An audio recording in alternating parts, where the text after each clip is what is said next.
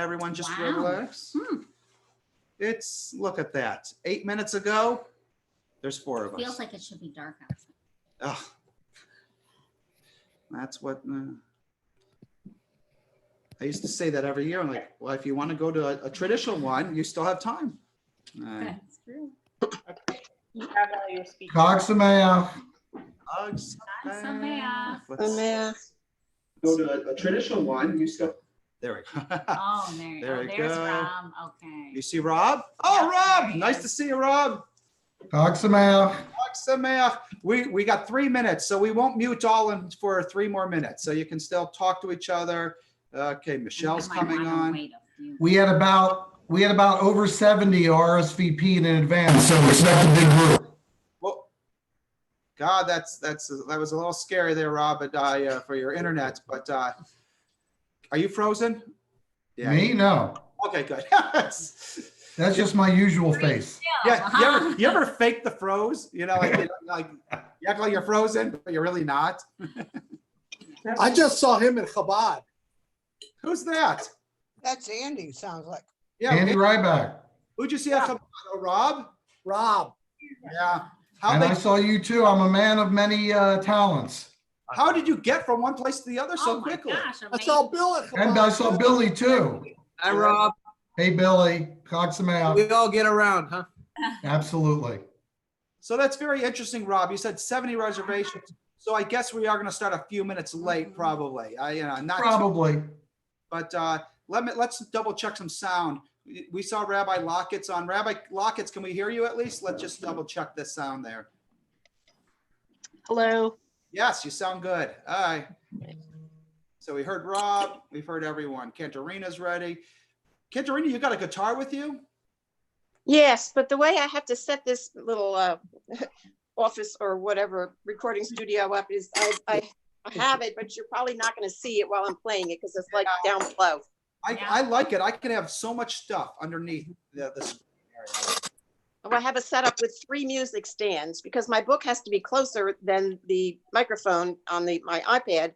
So I have this elaborate setup. I don't know, it's a little crazy, but it kind of works. I changed it for tonight. So you'll hear the guitar on some of them, but I don't think you'll see it. Because if I back away too far, No, my eyes, I can't see, my old eyes. the microphone is much more important and your eyes. Yeah. I would a little bit. Not that much. Bananas. Not bananas. No. Good. I love those little yellow signs that say who's making noise. Nice. Very nice. Well, we officially have 1 minute, but we have like 70 reservations and 32 people. So we're not going to start too late. Right. But we'll give a few 3 or minutes. 4 minutes. Right? Yeah. And Aaron will just have to edit out the beginning part.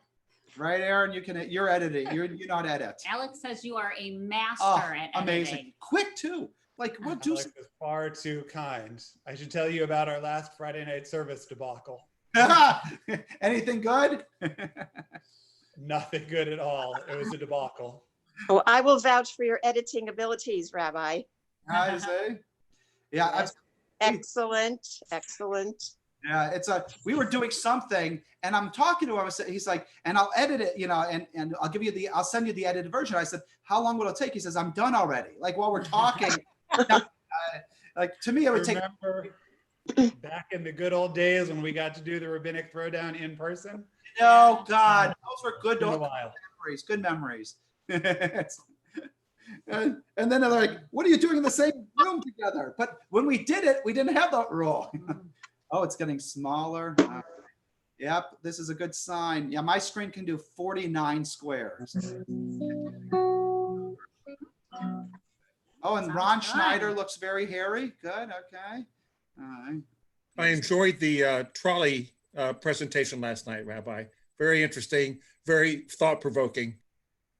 Paul, they're fascinating texts, aren't they? It's amazing that our tradition was on the trolley problem well before modern philosophy. You did the trolley canteen one? That was one of the ones we looked at. Good stuff. Is that on your website? It isn't. We did that last night as part of the Federation's Tikkun. They're a little possessive over there. Yeah, I really like the Judaic tie-in. That was surprising to me to see really how closely that was addressed. I don't know, I never know what to expect, but a lot of times you don't find the direct connection to something as modern as we saw, as you highlighted. Very nice. Well, I guess my chat is still on. Let's see. So the answer is no, Tracy. So at a certain point, yeah, that's yeah, we're gonna probably take away that the chat as well. It's gonna be more frontal in this one. Lots of rabbis, lots of clergy. Okay, and I'm probably gonna do that right now. Chat gone. So you okay? Rabbis and You're such a fascist. I know. I'm sorry. Andy loves the chat. I Andy, know. you keep them honest, Andy. Get ready, Andy. I'm about to mute you too. Oh. I'll just throw this in. You remember that movie, Four Weddings and a Funeral? This is five rabbis and a cantor. Five rabbis and a cantor. We're at 52. That's not bad. We're past my maximum screen. Now I'm gonna get rid of anyone who doesn't have a video. Let's see how that does. Here we go. Getting closer to starting here. Okay. And there we go. Now you fit my screen again. And let's practice. Spotlight's going to work. And rabbis work. All the zeros are up there. Okay. Rabbi Cantor, Rabbi, Rob, Rabbi. Good. Okay. And we have 52 signed in here. Okay. That's not bad. I think we already lost 5. All right. We haven't even started. Dinner reservations. Yes, we do. What did you say? 70 reservations? We had 70, we had about 61 pre-reservations with 70 total people. So plus whoever didn't RSVP got the direct Zoom link. Okay, very nice. So I'm ready whenever you are, rabbis. Rob, ironically, Pittsburgh Public Theater is putting on Merchant of Venice tonight and tomorrow. Well, we are much better. Okay, here we go. At this point, there is nothing wrong with your microphone. You are muted, and you are unable to unmute yourselves, but those who are spotlighted will be. We're going to practice a spotlight right now and see. Okay, if you're new to Zoom, if you see a big us, then you're on speaker view. If you still see 52 squares on your screen, you're in gallery view. We recommend during this Tikkun Leil Shavot, you might want to be in speaker view so that when each person and each rabbi has a moment, they are highlighted on your screen. We did turn off chat. Sorry, Andy. So you cannot start chatting during services. And I am going to go to Rob right now. Rob, I am unmuting you. I am spotlighting you. Rob, we can see you. Can we hear you? Yes, you can. I hope. We can. And Rob, take it away. I think we're ready to begin because 52 out of 70 is not bad for reservations. That's great. Welcome everybody to our inaugural South Hills Tikkun Leil Shavuot. My name is Rob Goodman. I am director of South Hills Jewish Pittsburgh and also director of membership at the South Hills JCC. When Rabbi Alex and I began discussing the concept of this evening more than a year ago, we could not have imagined this particular online format. We were scheduled for this night and time at the South Hills JCC, but here we are, and I'm absolutely thrilled to have 6 of our South Hills clergy together with all of you tonight. I'd like to thank our partners, Bethel, Temple Emmanuel, the South Hills JCC, but also most of all of you for making tonight possible. For those of you who know me, I love to put dates on the calendar well in advance. So plan to be with us next year, Sunday, May 16th, 2021, Erev Sukkot, so we can all learn and celebrate together in person. So I'd like to get our Tikkun Leil Shavuot started. I'm thrilled to introduce Rabbi Amy Greenbaum from Bethel Congregation. Thank you, Rabbi Amy. Thank you, Rob. Rob, you are muted. You are no longer spotlighted. And here we go. We're going to take that spotlight away from you. Okay, cancel the spotlight. And Rabbi Amy, we can hear you since you can hear me. Okay.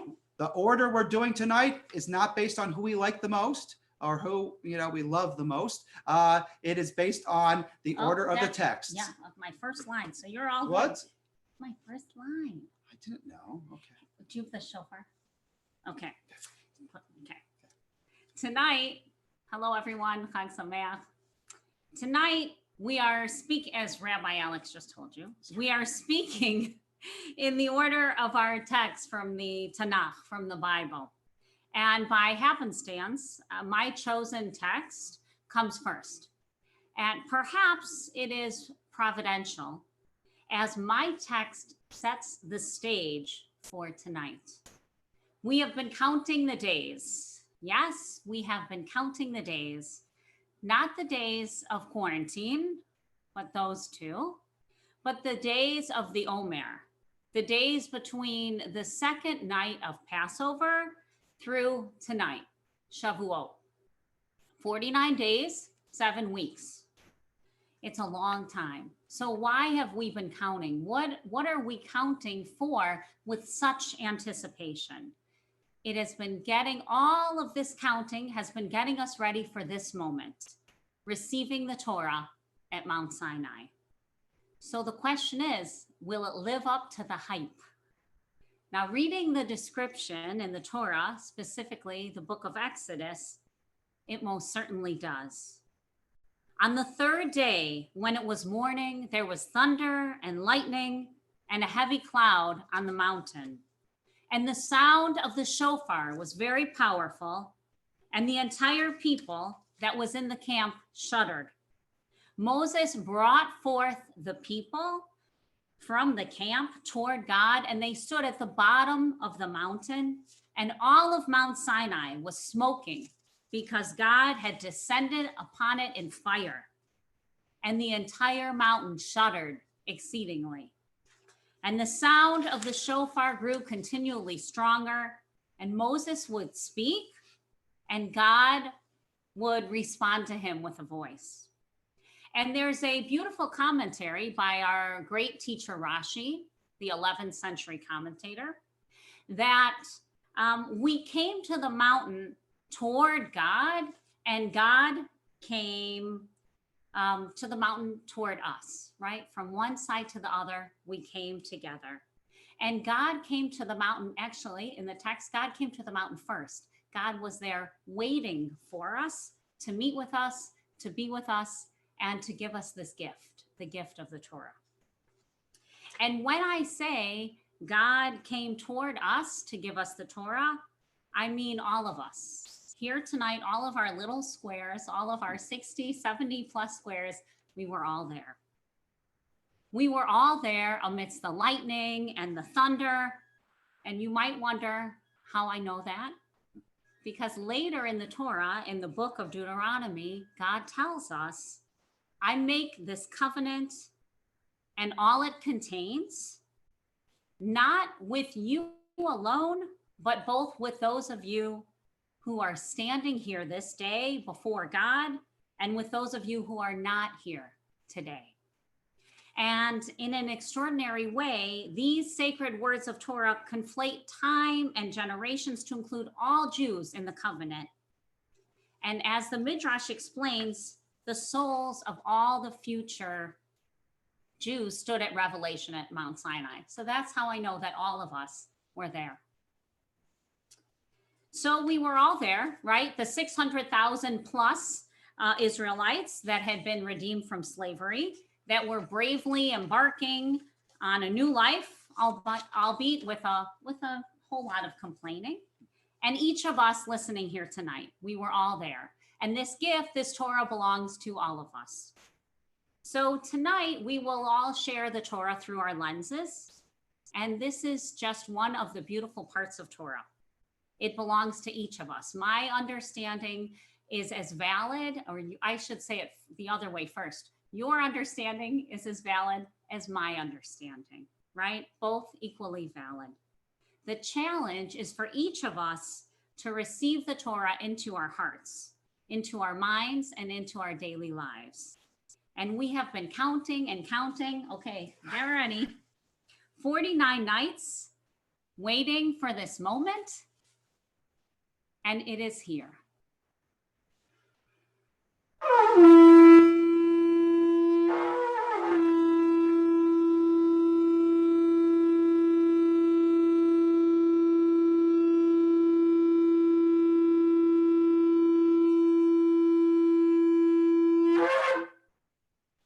Let us be brave as were our ancestors, the Israelites.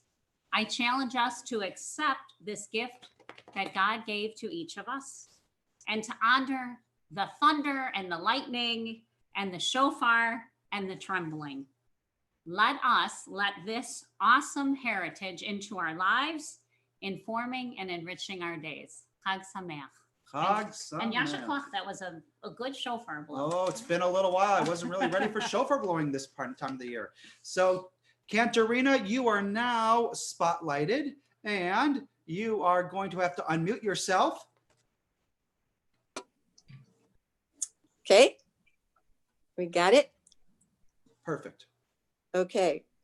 Rabbi, thank you for that beautiful introduction to our Torah studies, Man Matan Toratenu, the time of the giving of the Torah. So our first song would be one that you probably know, and you should sing from your homes as well. Torah shall come from Zion, the word of the Lord from Jerusalem. Praise is the one who in holiness gave the Torah to the people Israel. Ki mitzion, tetzei Torah, Dvar Hashem Yerushalayim. Ki mitzion, tetzei Torah, Dvar Hashem Yerushalayim. Ki mitzion, tetzei Torah, Dvar Hashem Yerushalayim. Ki mitzion, tetzei Torah, Dvar Hashem Yerushalayim. Baruch Shenatan Torah le'amo Yisrael. Baruch Shenatan Torah le'amo Yisrael. B'kedushato ki mitzion tetzei Torah. Kadosh Hashem Yerushalayim. Mitzion tetzei Torah. Dvar Hashem Yerushalayim. Thank you. Rabbi Jessica Locketts, you are now spotlighted. You are going to be unmuted. You're going to have to do it yourself. And we can hear you. Okay. So thank you, Rabbi Amy, for beginning the text that I'm going to do, actually. It leads in very nicely to where you left off, that I am going to be speaking about chapter 30 in Deuteronomy, verses 11 through 14, and it immediately follows what Rabbi Amy concluded with, the standing again with Moses and the reaffirming our covenant with God.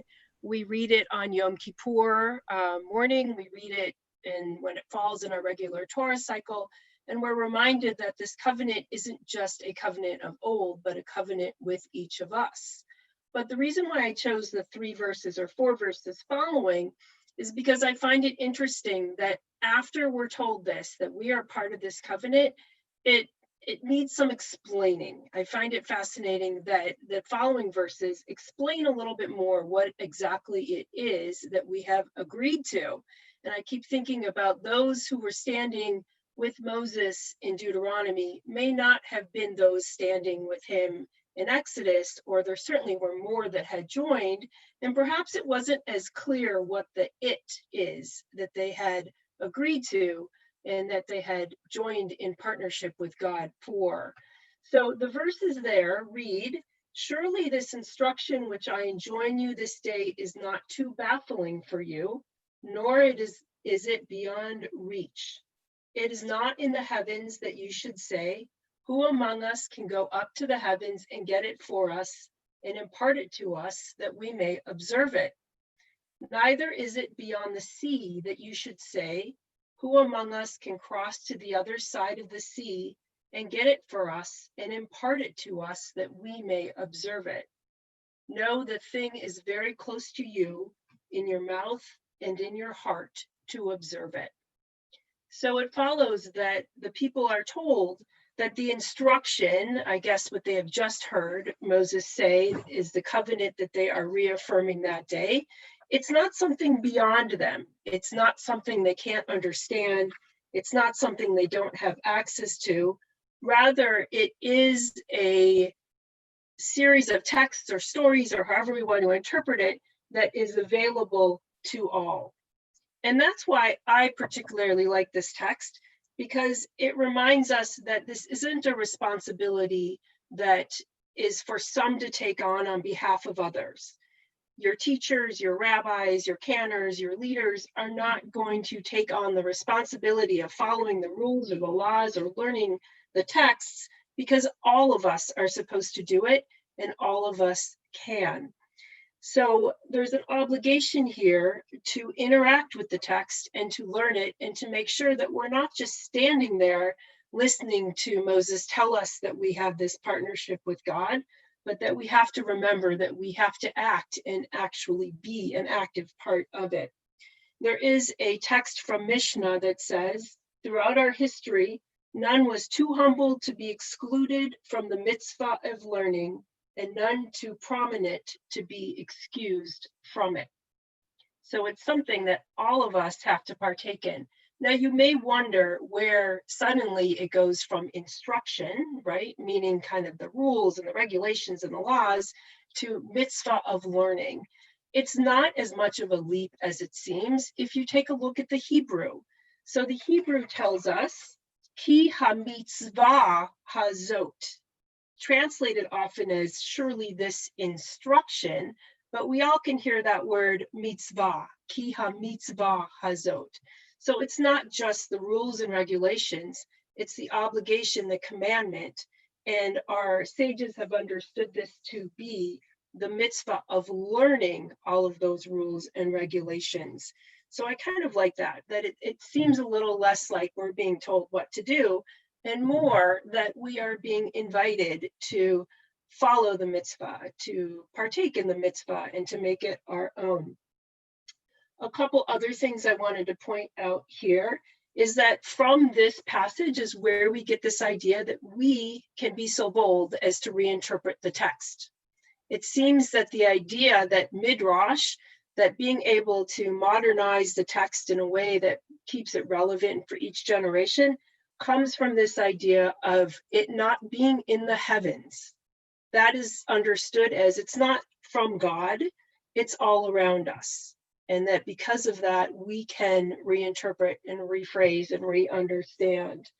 The other thing I was going to point out is just that we have to make sure that we are in charge of our own learning and that we are in charge of following this mitzvah. This last line, this thing is very close to you, in your mouth and in your heart to observe it, reminds us that it's within us. It's within our reach and it's within us to do this, to be part of the covenant in a way that is active, in a way that builds community and keeps us connected to each other. Thank you, Yasher Koach. Okay, Cantorina, you are highlighted. You are unmuting yourself. And we can almost hear you. Give it a second. Nope, not yet. Nope. There we go. Maybe that'll do. That is good. Perfect. Take it away. Well, I'm going to play off the theme of your beautiful words about Deuteronomy and community. Is if you go a few chapters farther, actually toward the very, very end, the last parsha, V'zot HaBracha, has this phrase, Moses commanded us the Torah. It is the inheritance for the community of Jacob. And I'm sure everyone knows this, so I invite you to sing along from home with us. Torah, Torah, Torah, Torah, Torah, Torah, Torah, Tziva lanu Moshe. Torah, Torah, Torah, Torah, Torah, Torah, Torah, Tziva lanu Moshe. Torah, Torah, Torah, Torah, Torah, Tziva lanu Moshe. Torah, Torah, Torah, Torah, Torah, Tziva lanu Moshe. Morasha Kehilat Yaakov, Morasha Kehilat Yaakov, Morasha Kehilat Yaakov, Torah Tziva lanu Moshe. Thank you, Cantarina. Okay, Rabbi Aaron Meyer, you are spotlighted. You are unmuting yourself, and we can almost hear you. Not yet. You're gonna have to unmute yourself. There you go. Hello. I'm so glad to be here with you this evening. When I was thinking about my favorite text that I wanted to share, it brought up a favorite memory that on my way to Thanksgiving every year, just a little bit north of here, about an hour north of Pittsburgh in Greenville, Pennsylvania, our family tradition was always to listen to Alice's Restaurant. And I'm going to guess that I'm not the only person who listens to Alice's Restaurant on the way to Thanksgiving. For indeed, when I got married, I knew that it was the right choice because Emily and her family listened to Alice's Restaurant on Thanksgiving Day. And I trust if we were to ask for a show of hands, everybody's hands would go up because listening to Alice's Restaurant is indeed part of Thanksgiving. And I'm going to be a little late to this party. I didn't realize that that story was 100% true, that is indeed why Arlo Guthrie didn't serve in Vietnam, that Obi was a real person, and indeed that story happened. And I hope by now you're trying to figure out what the hell I'm even talking about. What's the connection between Alice's Restaurant and the book of Judges in chapter 5? And for me, it's one of the greatest misconceptions about our text, right? I was thinking about the song, and when he is sitting in the psychologist's office and the psychologist says that he is fit to serve, even though he's screaming, kill, kill, right? And that is what we often think of our biblical text, particularly once we get past Torah, once we get into the writings and into the prophets, particularly in the book of Joshua, we begin to see a very militaristic text that is about conquering, that is about taking over. And I would love to destabilize that notion for you this evening. I'm going to show you a text that comes from the book of Judges. This is Judges chapter 5, Tashir Devorah, the Song of Deborah, where she talks with Barak about going to war, fighting against Sisera, this army general who is giving the ancient Israelites just a doozy of a time. They're unable, the best military commanders are unable to beat Sisera, but eventually he starts to get tired. And we know this text is one of the few places where a woman is uplifted for a tremendous contribution to society. But in focusing just on Yael, we miss the best part of Judges chapter 5. In case you can't see it on your screen, chapter 5, verse 24 reads, most blessed of women be Yael, wife of Heber the Kenite, most blessed of women in tents. That's probably a play on her profession, nudge, nudge, wink, wink, woman who lays down in tents that we get from Judges 4. Sisera asked for water. She offered him milk, maybe made him a little bit sleepy. In a princely bowl, she brought him curds. Who would be lavishing upon a stranger? Her left hand reached for a tent pin, her right for the workman's hammer. She struck Sisera, crushed his head, smashed and pierced his temple, right? The greatest generals couldn't do it. And yet here she is, able to end his life, able to end the threat to the Israelites. At her feet he sank, lay outstretched, the most mighty of generals. At her feet he sank, lay still. Where he sank, there he lay destroyed. It's a stunning text, and it's not the best that this chapter has to offer, right? It continues that militarism. It continues that notion that even the women were fighters. And yet, when we look at the next 3 verses, we see that our text has a very different interpretation, or offers a destabilizing of what it is to go to war. The very next verse, through the window peered Sisera's mother. Behind the lattice she whined, why is his chariot so long in coming?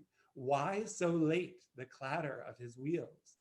Imagine, we just went from a powerful woman who is able with her bare hands to kill one of the greatest generals, to realizing that she just killed someone's son, that no matter how bad your enemy may seem, your enemy is a human being who has a mother just like you do.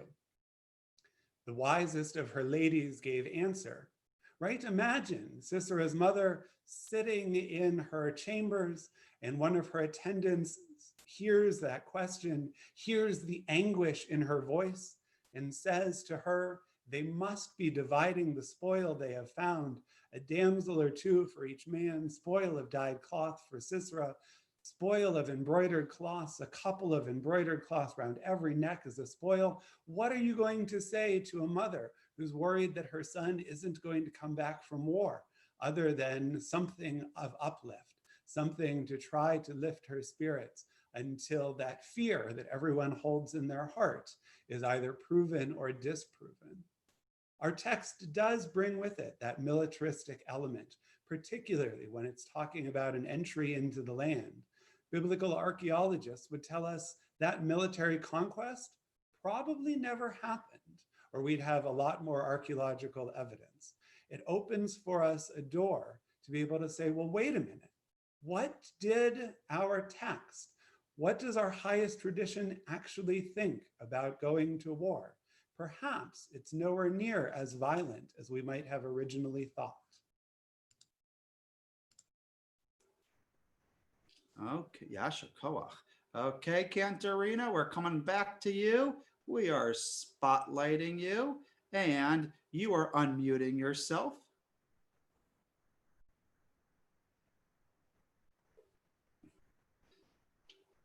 And it's There we go. Okay. Good. Rabbi Aaron, you inspired me to learn, I think, what is now my newest favorite song, with Deborah's song that I knew that you were going to speak about. And actually, Debbie Friedman wrote what she called Devorah's song. And if you look just one chapter before the one you spoke about, just the 3rd chapter in Judges, we see Udevorah isha neviah eshet lapidot. Deborah was a prophetess, the wife of Lapidot. She judged Israel at that time. She would sit under the date palm of Deborah, that's a different Deborah, between Ramah and Beit El on Mount Ephraim, and Bnei Yisrael would go up to her for judgment. So this song, this Debbie Friedman's Devorah's song, is a really nice upbeat song. It's mostly in English. It does have one Hebrew phrase, Uri, Uri, Dabri Shir, Uri, Uri, Dabri Shir. And I invite you to jump in at that point, or any others if you know this. We really need, I really need a whole band, like percussion and piano and another guitar besides my own, and a few people playing some tambourines. So if you have like a shaker or a tambourine around where you are right now, just you can put a little percussion into it in your own house. So here is Debbie Friedman's Devorah's song. Arise, arise, Devorah, arise, arise, and sing a song. Arise, arise, Devorah, Uri, Uri, Dabri Shir, Uri, Uri, Dabri Shir. Devorah the prophet was a judge in Israel. She sat beneath her palm tree on a hill, and the people came from everywhere just to hear her judgments, honest and fair. Devorah the prophet, Devorah a mother in Israel. Arise, arise, Devorah, arise, arise, and sing a song. Arise, arise, Devorah, Uri, uri, dabri shir. Uri, uri, dabri shir. Devorah the prophet was courageous, strong, and wise. Her people lived in peace for 40 years. The 12 tribes lived together as one for the first time since the world had begun. Devorah the prophet, Devorah a mother in Israel. Arise, arise, Devorah, arise, arise, and sing a song. Arise, arise, Devorah. Uri, uri, dabri shir. Uri, uri, dabri shir. Devorah the prophet, a woman of fire, her torch in hand. She led the Israelites to victory.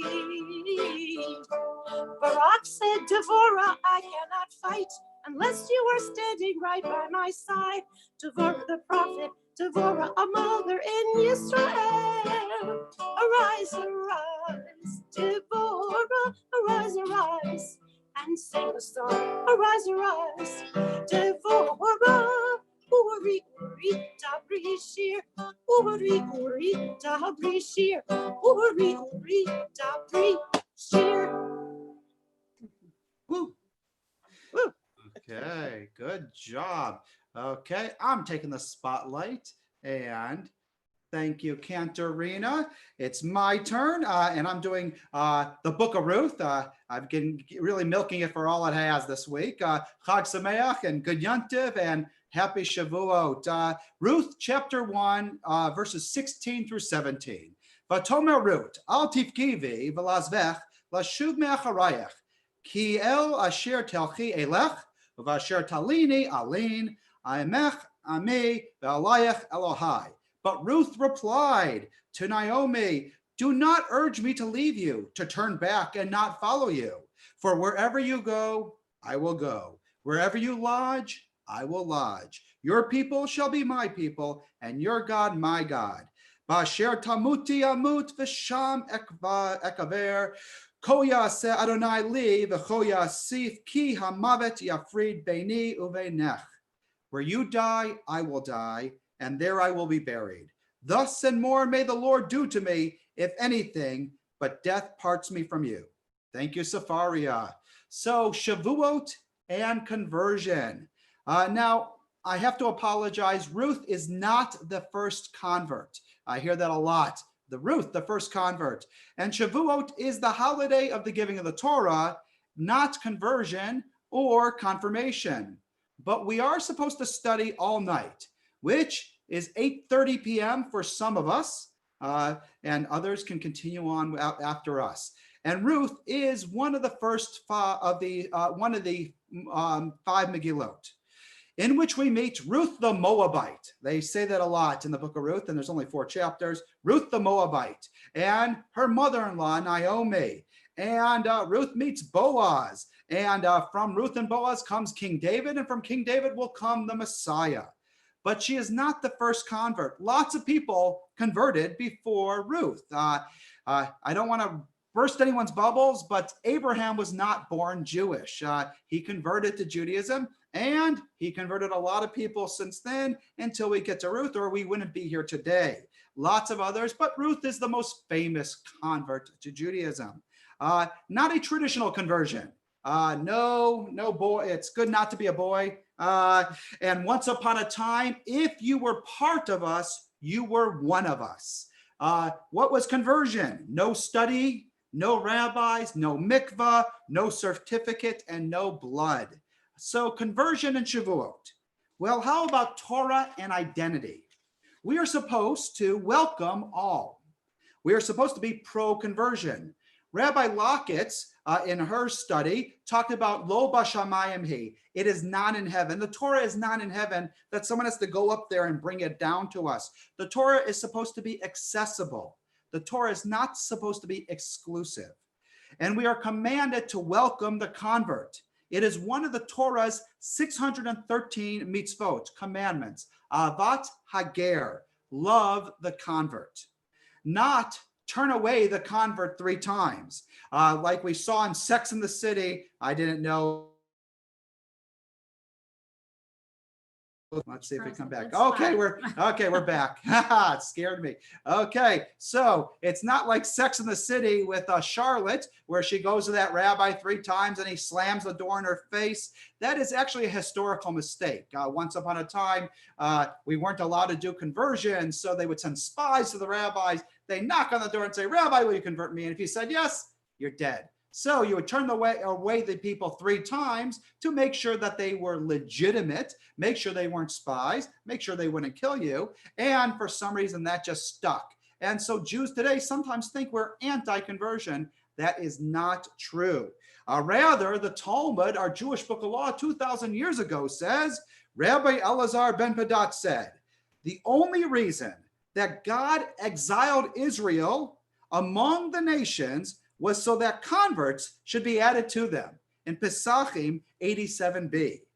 Rabbi Shimon ben Lakish, he's a good one, said, beloved is the convert before God more than the multitudes that stood at Mount Sinai. The convert is above those of us at Mount Sinai.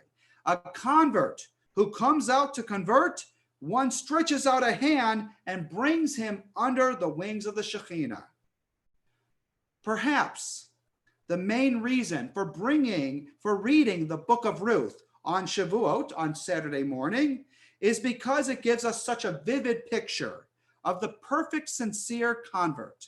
Shavuot is the time of the giving of our law. And when we received it, we too, like converts, pledged ourselves to accept the Torah and fulfill the 613 commandments. Another term that's popular for a convert is a Jew by choice. We should all be Jews by choice. The mitzvah of Ahavat Hager helps sensitize us to many other strangers. Ger can also mean stranger in our communities, even those who were born Jewish. Consider the powerful words of the medieval author of Sefer HaChinuch from 800 years ago. We should learn from this precious mitzvah to extend ourselves to anyone in our communities who is far from their place of origin and family. We should not simply pass them by when we discover them all alone, without those who can help them. We see that the Torah commands us to extend ourselves to someone who needs support. Some rabbis today ask a couple of questions. If Ruth were to enter our synagogue today, are we confident that she would have access to food, shelter, familial and communal relationships? Would her conversion not be called into question? Due to the importance of communal inclusion, what do we need to do to recreate the community and climate that allowed Ruth, a Moabite woman, to become integral to our people? Chag Sameach, Good Yontiv, and Happy Shavuot.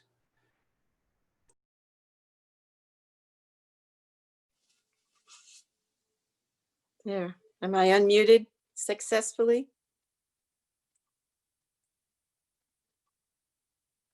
Are we ready for my next one?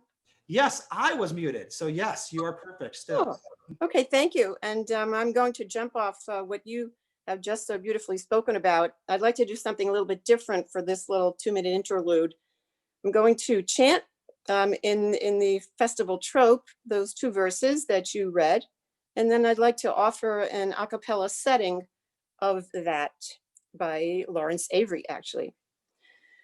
ותאמר רות אל תבכי בי לעוזבך לשוב מאחרייך כי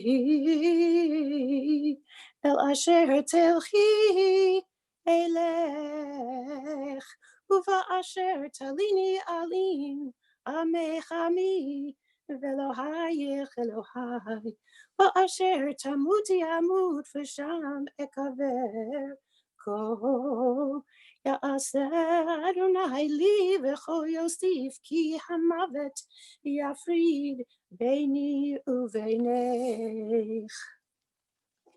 And now this setting, as I said, by Lawrence Avery, a little different. אל תבכי בי לעזבך, לשוב לשוב מאחרייך. כי אל אשר תלכי אלך, ואשר תליני עלי. עמך עמי, ואלוהיך אלוהי. עמך עמי, ואלוהיך אלוהי. ואשר תמותי אמות, ושם ושם אקבר. כה יעשה אדוני לי, וכה יוסיף וכה יוסיף. כי המוות יפריד ביני ובינך.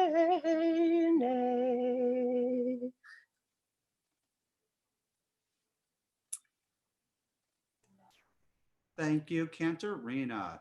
We are now moving to Rabbi Emily Meyer. You are now spotlighted and you are almost unmuted, Okay. but not yet. There we go. Hello, it's so good to see everyone. Awesome. It's so good to see everyone. If you haven't done so yet, I encourage you to click off of back into the view everyone mode and just look at all the faces that are together today and how beautiful it is to see everyone's faces and to be together in this community. I am gonna play off what Rabbi Alex did and talk about one of the scrolls, but I'm going to a different holiday, and you'll forgive me for this, but it's been on my mind lately.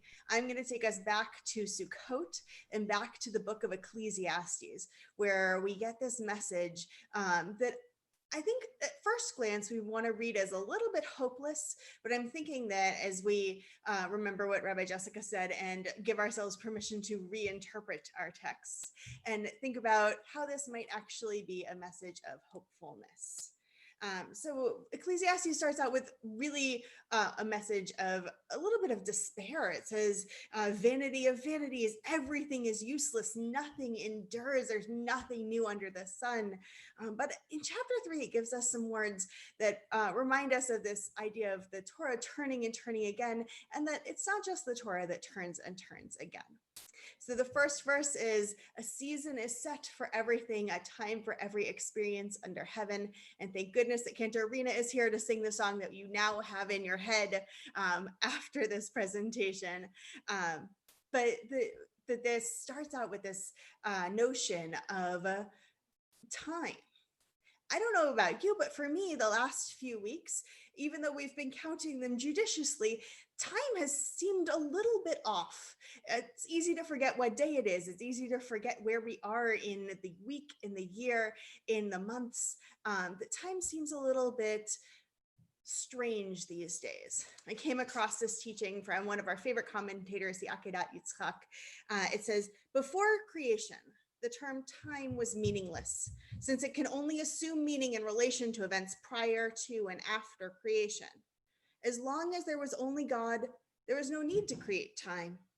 Once the process of creation had begun, we find the pivotal morning and evening, that these are points against which events can be measured, can be timed.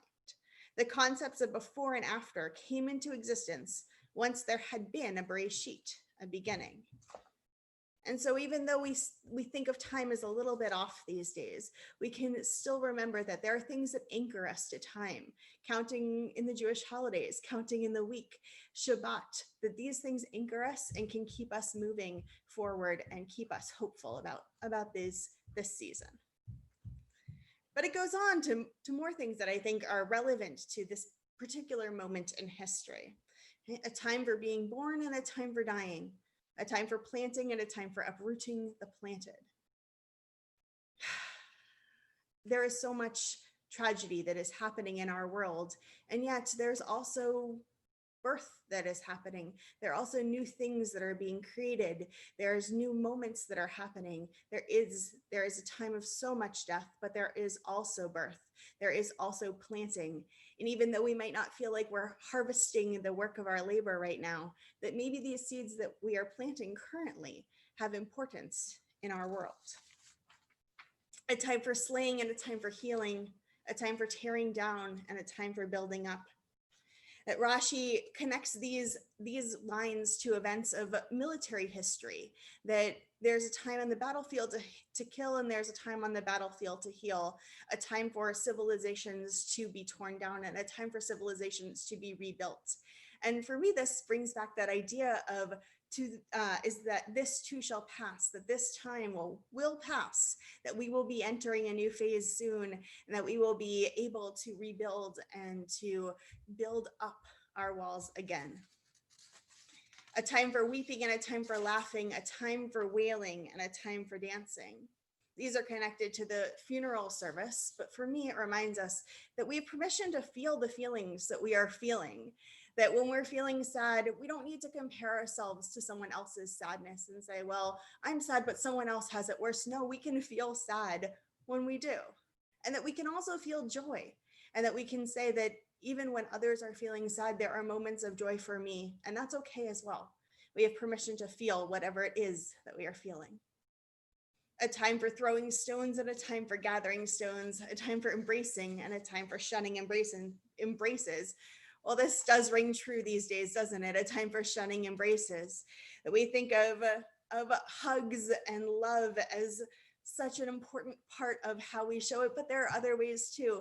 We can see the faces of our friends and our colleagues and our community here on the screen, and that too is an embrace. And this is a time for that. This is a time for that kind of embracing. A time for seeking and a time for losing, a time for keeping and a time for distancing. That we have this opportunity to maybe discarding the things that are not working for our community, and time for keeping those traditions alive that are so important, that are so valuable. A time for changing what we're doing and imagining new ways of doing things, to embrace tradition and to embrace innovation at the same time. A time for ripping and a time for sewing, a time for silence and a time for speaking. Now Rashi connects these to the mourner, the funeral service, and that the mourner is the one who rips and sews, and that the people who are there witnessing and comforting the mourner are the ones that need to remember when to be silent and when to speak up. For me, this is a message of justice, that there are times when we can be silent, but there are also times that we need to speak up for those who are in periods of loss. There are times that we need to speak up for those who are facing injustice, and that's our responsibility. A time for loving and a time for hating, a time for war and a time for peace.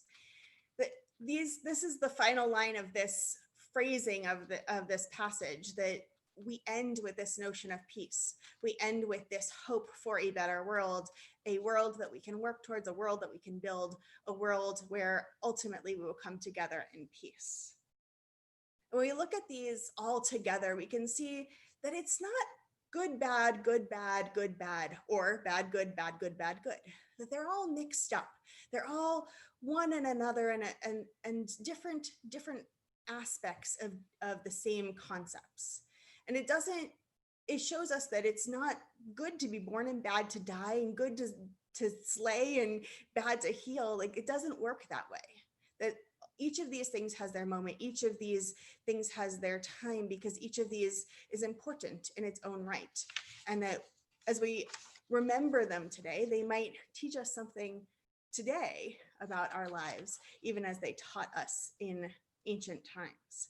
I want to share one more story that I found as I was learning this text for this purpose, that really connected to today for me. And it's a story, it's a midrash from Bereshit Rabbah, and it takes this text from Ecclesiastes, and it imagines applying it to Noah, because there's no time in Torah. It doesn't really matter when these texts happened in history. It says, to everything there is a season, and to every time a purpose. It refers to Noah. Because when Noah went into the ark, it is written, you shall go into the ark. And Noah went in. That was the time to enter the ark. And there was a time for Noah to leave the ark when God said, go out. But it didn't exactly work that way. When God said, go out of the ark, Noah said, wait a minute. I'm not going to accept that order. I'm not going to go out of the ark. I'm not going to leave until you promise me that it's safe. That even though you say that I should be going out into the world, I know it's not time for me yet. I know that I need to wait, and I need to be in conversation and partnership with you. I need to be in partnership with my spiritual sense and what I know it to be right. And so I'm not going to leave this ark until I know that it is safe. And God says, okay, I'll make you that promise. I will show you that the world will be a better place and you will be safe to go out into the world. And so I want to offer my own interpretation of these words of this text. A season is set for everything, a time for every experience under heaven. There is time. There will be time. Take your time. A time for new beginnings and a time for endings. A time when this too shall pass. A time to feel all of our feelings. A time to reach out and a time to stay home.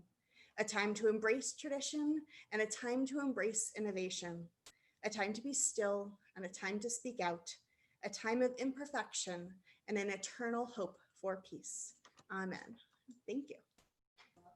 Amen. Wow, that's good. Okay, Cantorina, we're coming back to you. That's a hard act to follow. Okay. I won't mute myself until we hear you.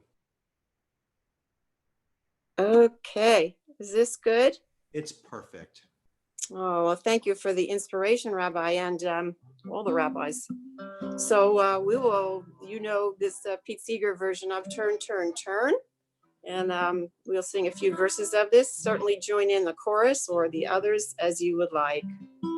To everything, turn, turn, turn. There is a season, turn, turn, turn, and a time for every purpose under heaven. A time to be born, a time to die, a time to plant, a time to reap, a time to kill, a time to heal, a time to laugh, a time to weep. To everything, turn, turn, turn. There is a season, turn, turn, turn, and a time for every purpose under heaven. A time of war, a time of peace, a time of love, a time of hate, a time you may embrace, a time to refrain from embracing. To everything, turn, turn, turn. There is a season, turn, turn, turn, and a time for every purpose under heaven. A time to gain, a time to lose, a time to rend, a time to sow, a time to love, a time to hate, a time of peace. I swear it's not too late. To everything, turn, turn, turn. There is a season, turn, turn, turn, and a time for every purpose under heaven. Thank you, Cantorina. Rob, I'm putting you up on the screen and we are going to hear you. Okay. And I'm muting myself. Take it away.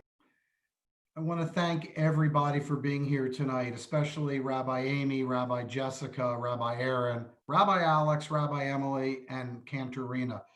We've taken what's been a very unique situation for our first South Hills Tikkun Leil Shavuot, And it was just a wonderful, I think, inspirational evening for all of us. Thank you all. We miss you. We can't wait to see you, worship with you, and celebrate with you soon. Chag Shavuot Sameach, and an early Shabbat Shalom to everyone.